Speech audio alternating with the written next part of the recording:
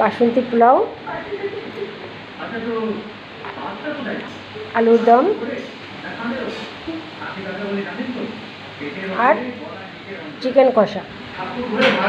ঠিক আছে, চিকেন কষা, আলুর দম, বাসন্তী পোলাও। আজকে যদিও 5টা অর্ডার হয়ে গেছে, 2টো ছাড়া হয়ে গেছে আর 3টে আছে, তাই 3টেই ছাড়লাম। ওফ মোনা, কথা বলিস না, ভিডিও করে নিয়ে আবার রাস্তা দিয়ে নিয়ে এসেছি ডেকে। ঠিক আছে, দেখো এটা হলো চিকেন কষা। চেয়েছিল বলছিস কেন? বল যে আমি